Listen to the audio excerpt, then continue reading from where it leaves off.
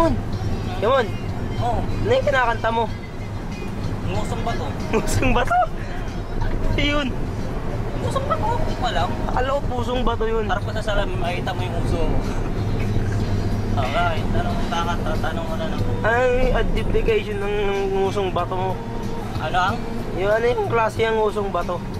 Ngusong bato, ito yung istorya ng ano eh. Yung No. lalaki na hindi nakakiss.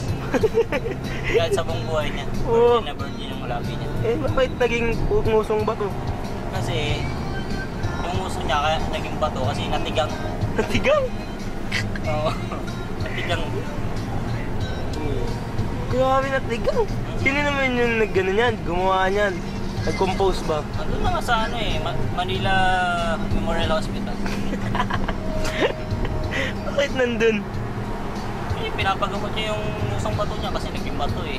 Kaso kahit anong gawin nila, nilagyan na nga ng lotion, nilagyan na ng cuticle remover, tsaka Buti nakakanta pa siya, no? nilagyan ng rugby. Hindi pa rin madali. Hindi pa nakakumpahit. Kampine? Nakakumpahit dahil yung uso niya naging bato eh.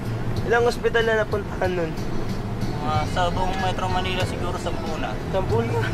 Pero Grabe. sabi, pinapalig sa lahat ng yun, ng hospital. Sabi hindi daw nila kayang mabutin. Ila. Ang ginawa nila, pinadala ron kay Mantami.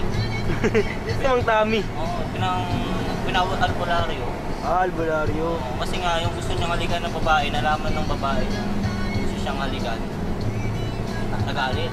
Oh. Yung pinakulam niya. Ay, Pinakulam. naging uso yung bato niya, naging uso. Ay, yung uso niya naging bato. Oo. Isang bato. Kumakanta ko yun, ano, naiya ako sa kama.